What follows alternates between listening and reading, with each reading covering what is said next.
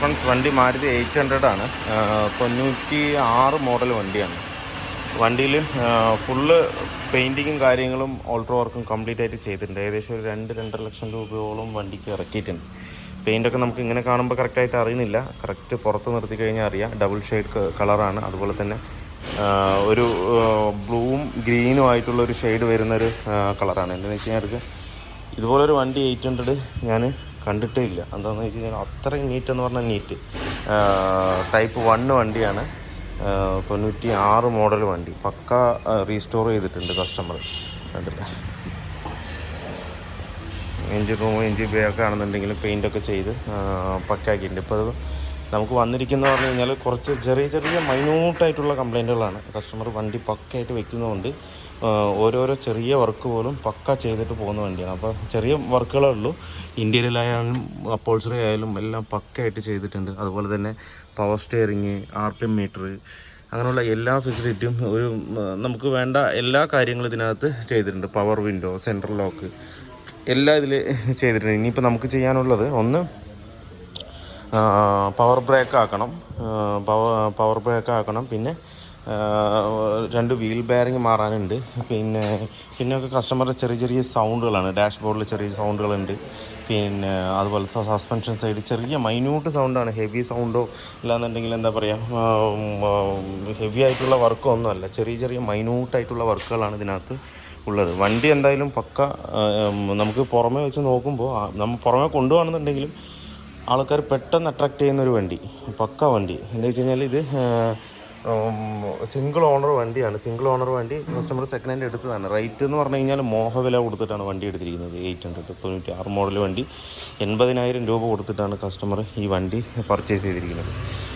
അതുമാത്രമല്ല, ഒരു റീപ്ലേസ്മെൻറ്റോ കാര്യങ്ങളോ ഒന്നുമില്ല. Correct company service. വണ്ടി എടുക്കുമ്പോൾ 24,000 കിലോമീറ്റർ വണ്ടി ഓടിയിട്ടുള്ളൂ. അത്രമാത്രം ഓടിയിട്ടുള്ളൂ.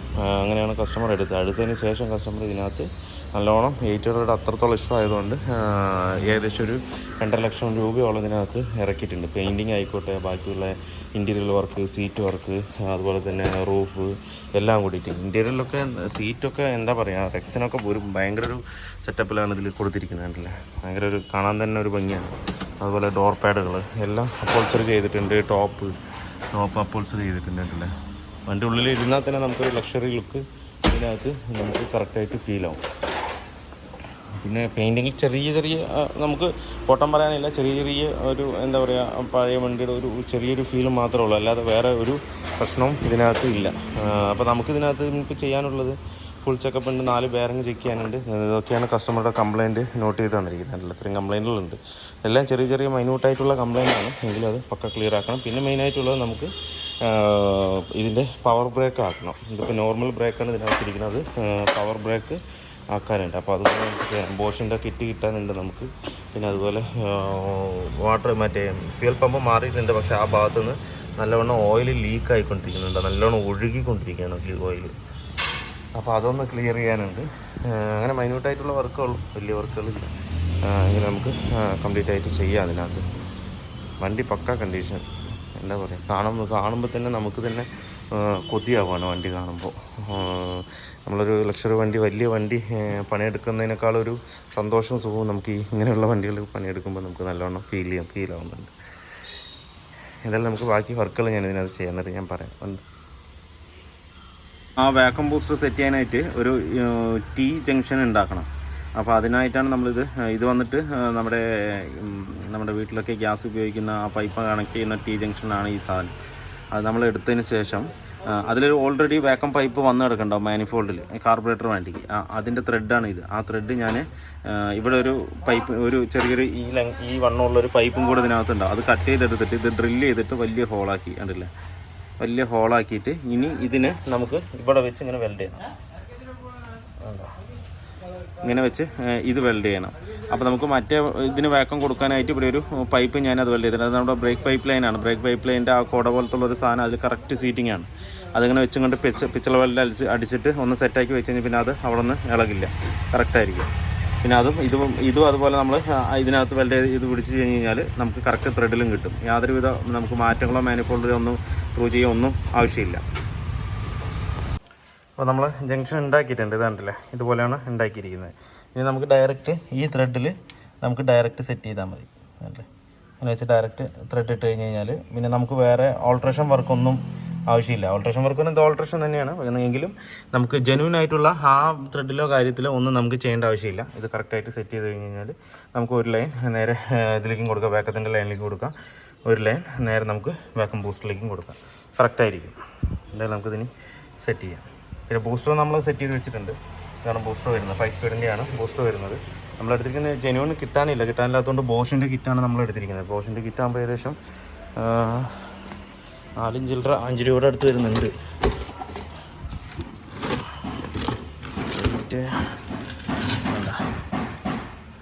5096 രൂപ MRP വരുന്നുണ്ട്. അത്രയും റേറ്റ് വരില്ല, കമ്മിയായിരിക്കും. അത് നമുക്കിത് സെറ്റ് ചെയ്യാം.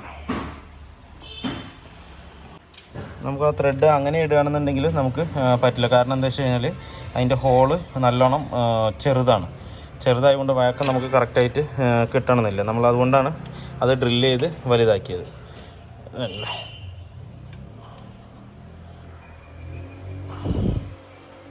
ഇത്രത്തോളം മതിയാവും. ഇനി നമുക്ക് 2 പൈപ്പ് ലൈൻ ഇതിന് കൊടുത്താൽ കറക്റ്റായി. ഇനിയിപ്പോൾ വേറെ ഒന്നും പ്രത്യേകിച്ച് ഒന്നും ചെയ്യാനില്ല, പക്കയാണ് കേട്ടോ. ഇപ്പോൾ കയറ്റാൻ പോകുന്നത് മാരുതിയുടെ ഒറിജിനൽ ട്യൂബ് തന്നെയാണ് ഇതിനകത്ത് കയറ്റാൻ പോകുന്നത്. ചെറിയ വിലയുള്ളൂ, അപ്പോൾ അതുകൊണ്ട് നമുക്ക് മാരുതിയുടെ ഒറിജിനൽ ട്യൂബ് തന്നെ. ഇത് വേറെ എവിടെയും ടച്ച് ആകാനോ പിടിക്കാനോ ഒന്നുമില്ല കേട്ടോ. ഇതിൻ്റെ വാക്കം പൈപ്പ് ഞാൻ കൊടുത്തു. ഇനിയിപ്പോൾ നേരെ ഇതിലേക്കൊരു പൈപ്പ് മാത്രം ഇതിനകത്ത് കൊടുത്താൽ മതി. അത് മാരുതിയുടെ ഓയിൽ ട്യൂബ് തന്നെയാണ് ഇതിനകത്ത് കയറ്റി. ഇല്ലാത്ത പക്ഷം നമുക്കത് കറക്റ്റായിട്ട് വാക്കം ക്രിയേറ്റ് ആവില്ല. വാക്കം വരുമ്പോൾ പിന്നെ ചുങ്ങിപ്പോവും. ഇതാകുമ്പോൾ വലിയ കുഴപ്പമുണ്ടാവില്ല അങ്ങനെ കയറ്റാം. ഇപ്പോൾ ഏകദേശം വർക്ക് കംപ്ലീറ്റ് ആയിട്ടുണ്ട്. ഇപ്പോൾ നമുക്ക് വേറൊരു കസ്റ്റമർ കംപ്ലയിൻറ്റ് പറഞ്ഞത് fuel float full tank petrol അടിച്ചാലും പകുതിയിൽ വന്ന് നിൽക്കണമെന്നാണ് പറഞ്ഞത്. അപ്പോൾ നമ്മൾ ചെക്ക് ചെയ്ത് നോക്കിയപ്പോൾ നമ്മൾ ഇവിടുന്ന് ഒരു കണക്ഷൻ ഇവിടെ നിന്നാണ് ലൈൻ പോകുന്നത് ഇവിടുന്ന് ഫ്ലോട്ടിലേക്ക്.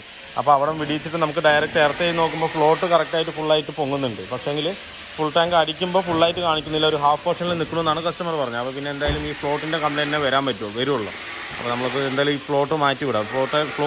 ഒരു കംപ്ലയിൻറ്റ് ഫ്ലോട്ട് വരും, അല്ലാന്നുണ്ടെങ്കിൽ മീറ്റർ വരും. അപ്പോൾ മീറ്ററിന് എന്തായാലും കംപ്ലയിൻറ്റ് ഇല്ല. നമ്മൾ ഡയറക്റ്റ് ചെയ്യുമ്പോൾ കറക്റ്റായിട്ട് തന്നെ വർക്ക് ചെയ്യുന്നുണ്ട്. അപ്പോൾ നമ്മൾ ഫ്ലോട്ട് പുതിയത് എടുത്തിട്ടുണ്ടായിരിക്കുന്നത്. എന്തായാലും നമുക്ക് ഫ്ലോട്ട് മാറ്റി വിടാം. അത് ചെറിയ വില വരുള്ളൂ. അപ്പോൾ ഫ്ലോട്ട് മാറ്റി കഴിഞ്ഞാൽ ഏകദേശം പ്രശ്നം ഇതിനകത്ത് സോൾവ് ആകും. ഇനിയിപ്പോൾ നമുക്ക് ഇതിനകത്ത് ബാലൻസ് ഒക്കെ വർക്കുള്ളതെന്ന് പറഞ്ഞു കഴിഞ്ഞാൽ സ്റ്റിയറിംഗ് റാക്കിൻ്റെ ചെറിയൊരു അടിയുണ്ട്, അത് മാത്രം ചെയ്യാനുണ്ട്.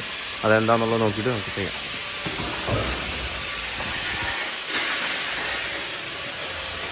ബ്രേക്ക് ബൂസ്റ്റർ കാര്യങ്ങളൊക്കെ പക്ക സെറ്റായിരുന്നു കേട്ടോ. ഓടിച്ച് നോക്കിയപ്പോൾ ബ്രേക്കിംഗ് ഒക്കെ പക്ക ഇതുണ്ട്. നമുക്ക് ഈ ബ്രേക്ക് ബൂസ്റ്ററിൽ ഇതൊക്കെ ഭയങ്കര ടൈറ്റ് ആയതുകൊണ്ട് നമുക്ക് ക്ലിപ്പിട്ട് ബോറാക്കൊന്നും വേണ്ട. ക്ലിപ്പിൻ്റെ ആവശ്യമില്ല.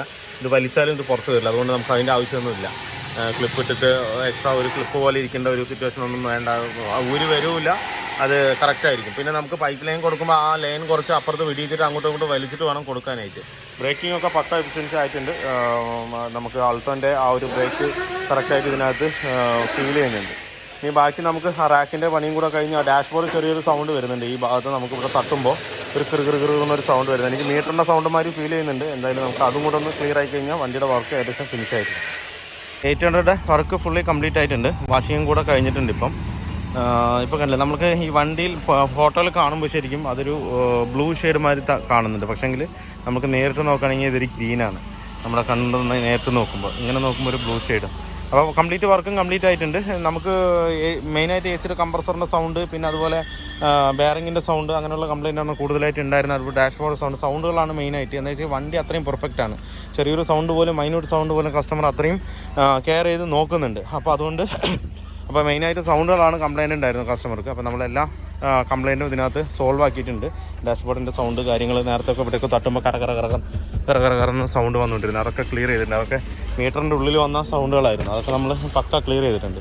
അതുപോലെ തന്നെ എനിക്ക് ഏറ്റവും കൂടുതൽ ഈ വണ്ടിയിൽ കൂടുതൽ ഇഷ്ടപ്പെട്ടത് ഈ സീറ്റിൻ്റെ ഈ കവറാണ്. ഭയങ്കര രസമുണ്ട് കാണാനായിട്ട്. അതുപോലെ ഒരു എന്താ പറയുക, ഭയങ്കര ഒരു ഫിനിഷിങ്ങും അത് കാണാനും നല്ലൊരു ലുക്ക് ഉണ്ട് ഇതിൻ്റെ. അപ്പോൾ എന്തായാലും നമുക്കിനിയിപ്പോൾ ഞാൻ ബ്രേക്ക് വർക്ക് ചെയ്തിട്ടൊന്നും ഓടിച്ച് നോക്കിയിട്ടില്ല. ഒന്ന് ഓടിച്ച് നോക്കട്ടെ അതിൻ്റെ പവർ എങ്ങനെയുണ്ടെന്നുള്ളത്, ബ്രേക്കിൻ്റെ പവർ കാര്യങ്ങളൊക്കെ എങ്ങനെയുണ്ടെന്നുള്ളതൊന്ന് ഓടിച്ച് നോക്കട്ടെ. വാട്ടർ വാഷ് ചെയ്ത് കഴിഞ്ഞുള്ളൂ. ഒന്ന് ഓടിച്ച് നോക്കിയിട്ട് ഞാൻ പറയാം. വണ്ടി പക്ക ഓക്കെയാണ്. നമ്മൾ ആ കറപുറന്നുള്ള സൗണ്ടുകളൊക്കെ കംപ്ലീറ്റ് ആയിട്ടും ഇതിനകത്തുനിന്ന് പോയിട്ടുണ്ട്. അതുപോലെ തന്നെ ബ്രേക്കിംഗ് എന്ന് പറഞ്ഞത് പക്ക നമ്മളൊരു ആൾട്ടോ ഒക്കെ ചവിട്ടുന്ന അതേ ഫീൽ പക്കയായിട്ട് അത് ഭയങ്കരമായിട്ട് ഫീൽ ആകുന്നുണ്ട്. നേരത്തെയൊക്കെ നമ്മൾ 800 ബ്രേക്ക് കിട്ടുകയെന്ന് പറഞ്ഞു കഴിഞ്ഞാൽ കയറി നിന്ന് നല്ലോണം ഹാൻഡ് പവർ കൊടുത്തിട്ട് വേണം ചവിട്ടി നിർത്താനായിട്ട്. ഇപ്പോൾ എന്ന് പറഞ്ഞു കഴിഞ്ഞാൽ കറക്റ്റായിട്ട് എന്താ പറയുക, നിൽക്കുന്നുണ്ട്. നമുക്ക് അതുപോലെ കാലിലും നല്ലൊരു എന്താ പറയുക, പയ്യൊന്ന് ചവിട്ടിയാൽ മതി, ഒരു വിരലുകൊണ്ട് ഇങ്ങനെ ചവിട്ടിയാൽ മതി, അതപ്പം തന്നെ നിൽക്കുന്നുണ്ട്. പക്ക സ്മൂത്ത് തന്നെയാണ്. പിന്നെ ആ സൗണ്ടുകൾ, കറപറന്നുള്ള സൗണ്ടുകളൊക്കെ കംപ്ലീറ്റ് ആയിട്ട് പോയിട്ടുണ്ട്.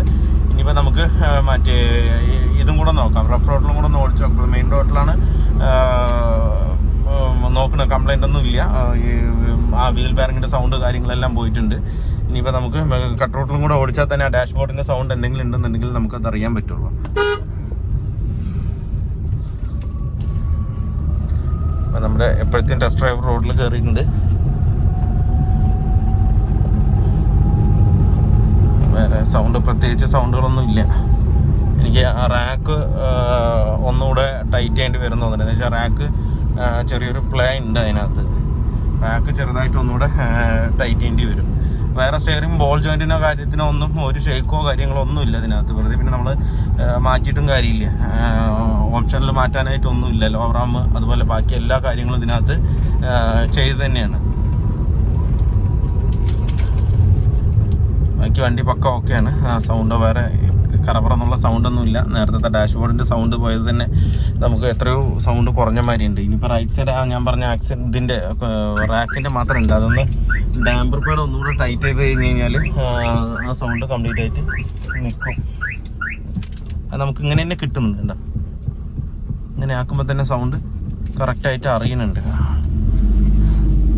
അതും കൂടെ ഒന്ന് നോക്കണം. അപ്പം മൊത്തത്തിൽ പക്കയായി, എല്ലാം പവറായി. പവർ സ്റ്റിയറിംഗ് ആയി, പവർ ബ്രേക്കായി, വണ്ടിയെ പവറായി. എന്തായാലും ഓടിക്കാനും നല്ല രസമുണ്ട്. ഇപ്പോൾ ഇതിപ്പോൾ വണ്ടിയോട് ഇഷ്ടപ്പെടുന്ന ആൾക്കാരിങ്ങനെയാണ്. വണ്ടിയോട് എത്ര തന്നെ പൈസ ഇറക്കിയാലും അവർക്ക് മതിയാവില്ല. അപ്പോൾ ഇങ്ങനെയുള്ള വണ്ടികൾ കിട്ടുമ്പോൾ നമുക്കും ഭയങ്കര സന്തോഷമാണ്. ഇങ്ങനെയുള്ള വണ്ടികൾ പണിയാനായിട്ട് സന്തോഷമാണ്. എന്താ വെച്ച് കഴിഞ്ഞാൽ നമുക്ക് ഫ്രീ ആയിട്ട് ഇരുന്ന് ചെയ്യാം. ഓരോരോ മൈന്യൂട്ട് കംപ്ലൈൻ്റ് ആയിരിക്കും പറഞ്ഞത്. ആ മൈന്യൂട്ട് കംപ്ലൈൻറ്റ് തീർക്കുമ്പോൾ ആ കസ്റ്റമർക്ക് ഉണ്ടാകുന്ന സന്തോഷവും നമുക്ക് ഭയങ്കരമായിട്ട് ഫീൽ ചെയ്യാൻ പറ്റും. ആ കംപ്ലൈൻറ്റ് ശരിയായി എന്ന് പറഞ്ഞിട്ട് ഭയങ്കര ഒരു ഫീലിംഗാണത്. ആ ഒരു ഫീലിംഗ് നല്ലോണം കിട്ടും.